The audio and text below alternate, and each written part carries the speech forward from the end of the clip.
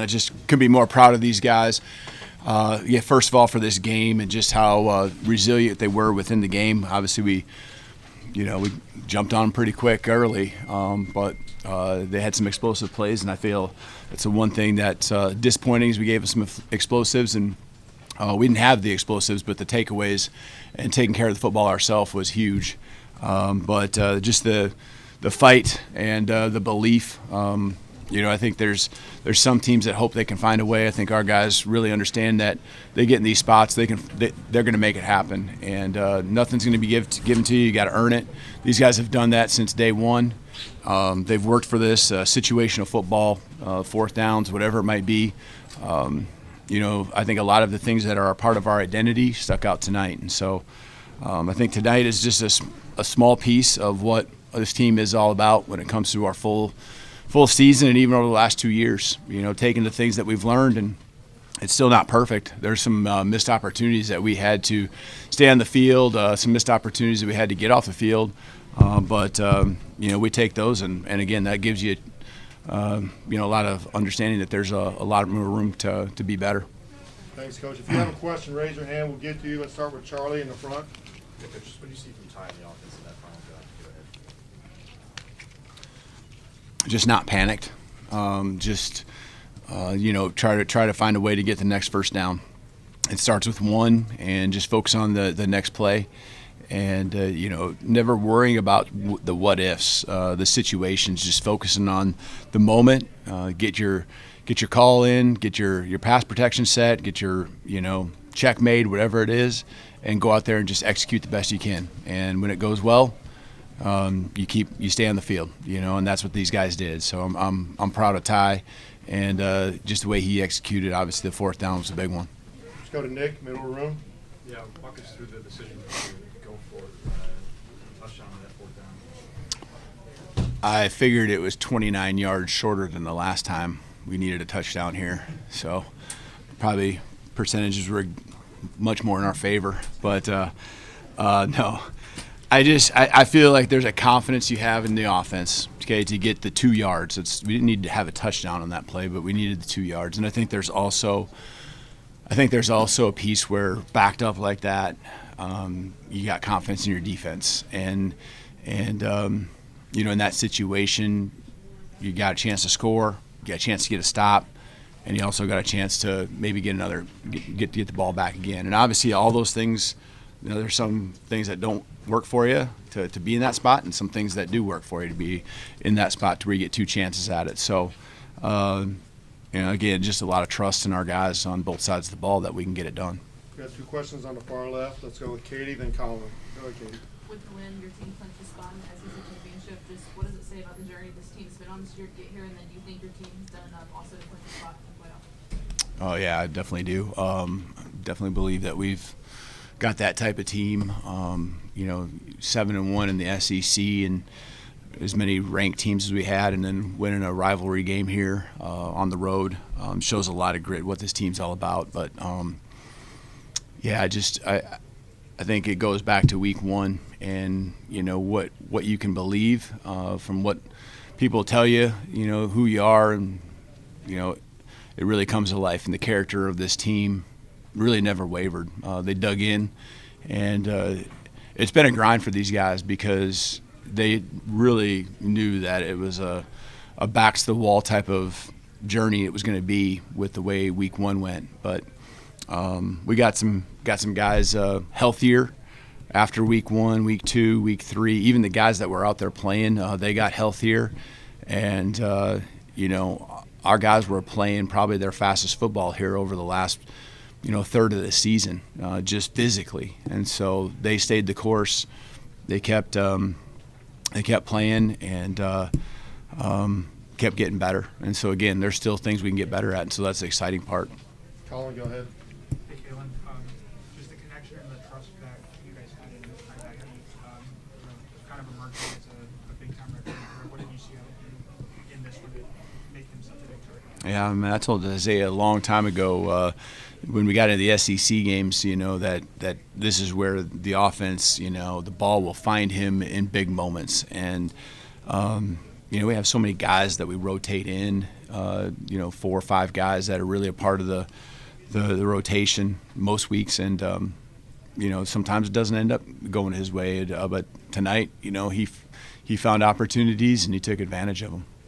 Let's go to Hunter on the far right. Yeah, just what did you see from Jam Miller in the run game today?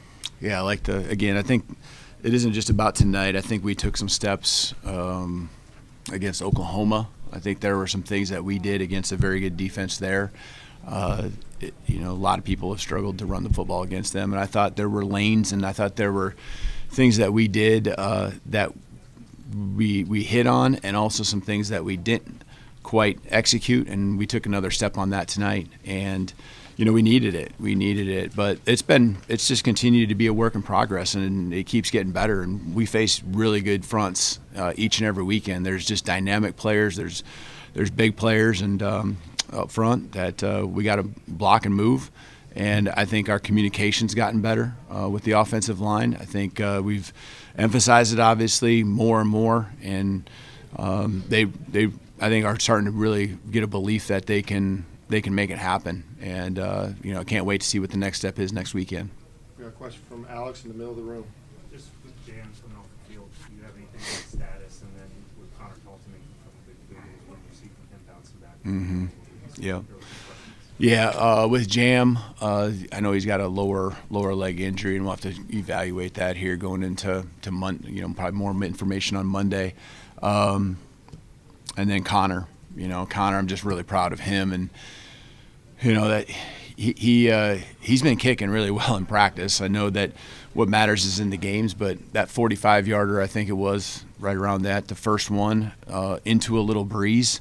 Man, that's a hard kick, especially coming off of what, I think most people would probably perceive as, some rough outings. And so, man, I'm proud of the way the team supports him. I'm proud of the way that he's responded. He just went back to work. It's a lesson in resiliency for everyone, and it's a lesson in just, the brotherhood, no matter what it looks like or feels like inside, it's tight. These guys forgive, forget, and move on, and all they care about is what's best for the team. And that's the competitiveness of Connor. That's the competitiveness of our whole team. Front row on the right. Coach, talk about Deontay Lawson and what he meant coming back again this season to you, and especially tonight, ending it with the win. Yeah. I'm glad you brought that up.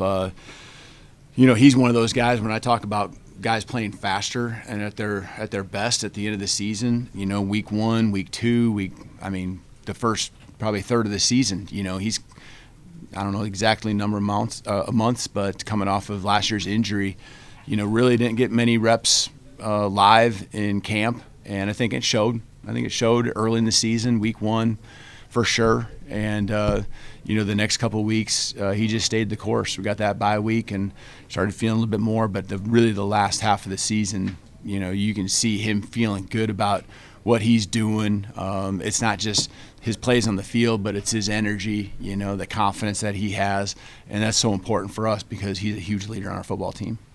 Will, right up front. Coach, talk a little bit about just the mentality that Bray Hubbard plays with, the contributions tonight, and just how players like that help teams win these intense rivalry games like you guys play. Yeah, Bray, I know he'll be fine, but I know he was working through just some sickness and stuff like that. Wasn't feeling perfect. Not the huge deal. He was out there obviously doing some things, and that's just what you'd expect from Bray. I want to bring that up because he's just tough. He's resilient, and he's to me one of the many guys that epitomizes what I'm proud of our team about. Just goes to work every day, has a mindset. It means so much to him. He's going to be a great teammate and give everything he has out there. And so again tonight, saw that out there, him just gutting it out. We got time for 2 more questions. Chris on the far right. Kalen, I guess you could make a case that you guys have sort of been in a playoff ever since that Florida State loss. And how do you think your guys have handled that, especially now as you get into the real postseason, the championship game this Saturday and going forward? I would definitely agree with that part as far as us feeling like we probably are in a playoff. You got a little bit of wiggle room probably, but not much. And I'm interested to really see what our team does here moving forward. You know, playing with kind of a spirit about them. They've just really, you know, even this celebration in here. I mean, it's exciting, but it's very like business-like. It's very, you know, they're kind of stuck in this mode where it's like, okay, we got another one. We got to go do it again. And they just keep doing it, and it's been that way in practice. They have never fallen off. I would, you know, someday we'll talk about this more, but just the way they practice and the way you can measure practice and see what it is, the effort and the energy that these guys put into practice, I've never seen anything like it.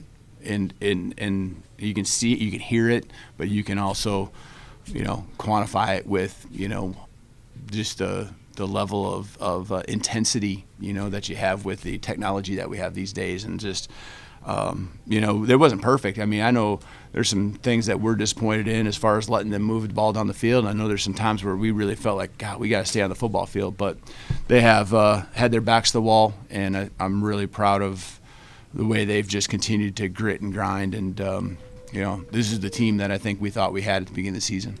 All right, let's finish off with Blake in the back left. Kalen, you guys get the opportunity now next week in Atlanta. What do you think about this situation where you guys put your resume on the line one more time, where other teams, you know, won't be putting it on the line? How do you do that? Yeah, I mean, we're 7-1 in the SEC, and I mean that would blow my mind. But I know what you're getting at. That's crazy, and not saying your question is crazy, but just that would be unreal. You know, I mean, we're 10-2 and 7-1 in the SEC with all these ranked wins, and again, like some wins on the road. We got a more than a playoff caliber football team. There's not a question in my mind. All right, thank you, Coach. Yep, thank you. As a reminder, players will be outside on the left here against the Fanatics